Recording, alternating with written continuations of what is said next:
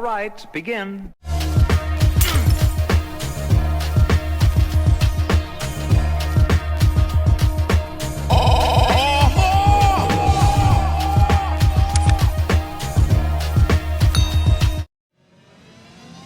What's going on, y'all? So first things first, I want to talk about the fact that Netflix decided to settle with Monique.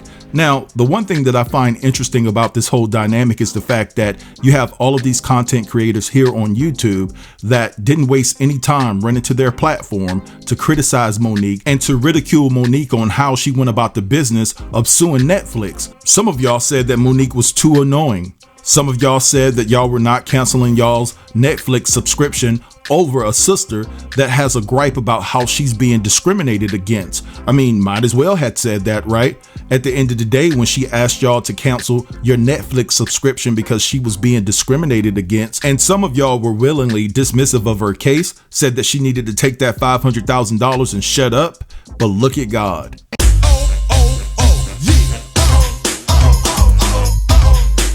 And again, I am so glad that Monique had the fortitude to push through this tumultuous time where she didn't have that much support, you know, especially from the people that have the same hue as me and her.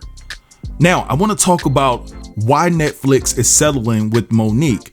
And so let me read to you all this. And it says here, according to the Hollywood Reporter, Netflix argued for a dismissal of the suit, arguing that there's no legal authority supporting the claim that an employer's refusal to negotiate in good faith constitutes discrimination or retaliation. However, the judge overseeing the case agreed with the comedian's theory that Netflix's failure to negotiate an opening offer consistent with its normal practice, which typically leads to increased compensation, qualifies as an adverse employment action for purposes of retaliation claim. At the very least, Monique's allegations permit the plausible inference that had she not challenged her offer as discriminatory, Netflix would have continued negotiating in good faith with her and increased her offer, consistent with its customary practice in dealing with talent in the entertainment industry, the judge wrote. Netflix has not commented on the settlement, and Monique's attorney, Michael Part, said the matter has been amicably resolved.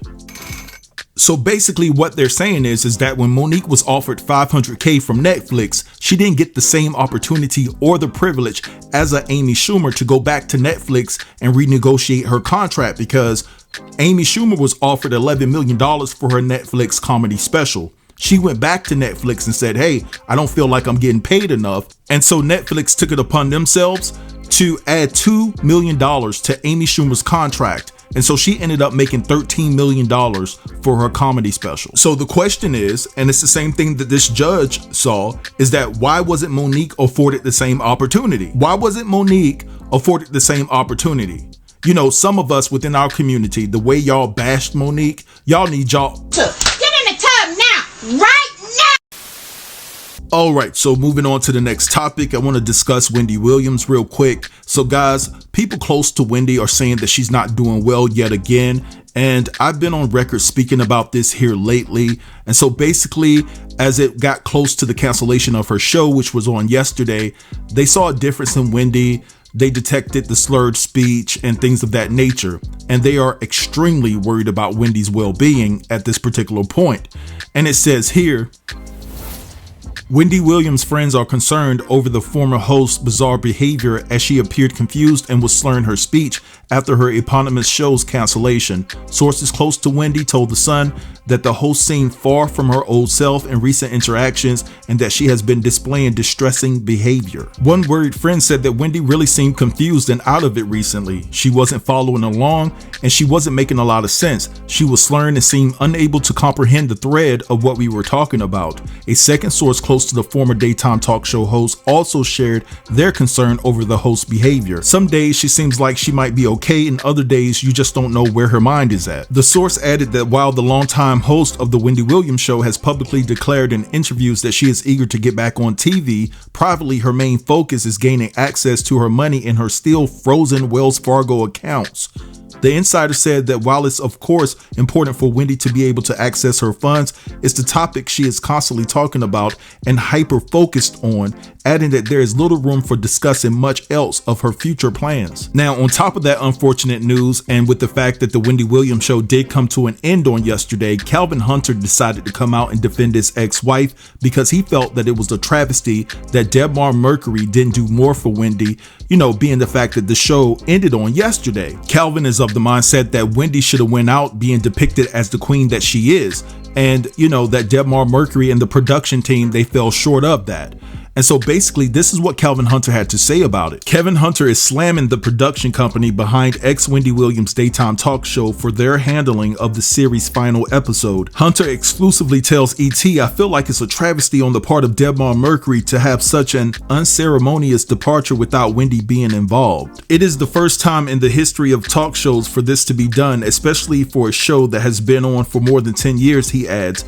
There is absolutely no reason why a bigger celebration that involved Wendy couldn't happen. Hunter continues, saying that as a co-creator of the show, I know the blood, sweat, and the tears that went into making the show such a success, and I'm not happy with the way the show is going out on a personal level, and I am truly sorry that the show's fans have to see it go down the way that it is. After 13 years, the show has been made a mockery the last 2 seasons, and the reasons the show is having its untimely demise will come out very soon," Hunter states. Hunter claims that the production company has also shown a lack of support both health-wise and in keeping the integrity of something so precious that me and my ex-wife created and worked tirelessly and relentlessly on, almost to a fault, to where we had to suffer all kinds of issues in our personal relationship for the sake of the business. Now, I know a lot of people aren't interested in what Kevin has to say about this situation because of how he treated Wendy, and rightfully so. I get where people would be like, yo, you have no room to talk. But at the end of the day, if you separate the business from what other outside relationship Kevin had going on within his marriage to Wendy, he does have a point, and I'm pretty sure that he's feeling some type of way with the show ending because he was a part of it. I'm pretty sure he feels a bit emotional, and I can tell by the wording that he's using within explaining how he felt about Debmar Mercury and the lack of celebration that they had for Wendy. But I really want to point out this point, right? Wendy didn't want to participate anyway, guys. I did a video in regards to this situation a couple of days ago, and basically Wendy refused a whole lot. Now, I understand that Debmar Mercury could have did something a little bit more over the top than they did on yesterday, but ultimately Wendy did not want to participate. And I just want us to take a step back and just look at things in its totality in regards to Wendy Williams, and just look at the things that took place in her life over the past 3 to 4 years, right?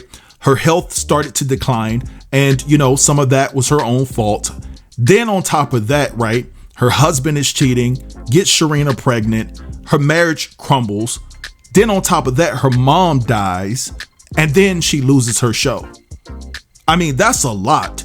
And, it's not above the realm of possibility that all of that has caused Wendy to, damn near lose her mind. But anyway, like I've always said, when it comes down to Wendy's health, I hope that everything restores back to full functionality. And even if she can't make a comeback to television or to a podcast and things of that nature, I hope that she's able to live out the rest of her days extremely comfortable. Anyway, I'm gonna let this go and let y'all have at it in the comments. Drop down and let me know what y'all think about this whole entire situation. Also, give me your thoughts about Monique. Don't forget to like, comment, share, and subscribe. And until next time, peace.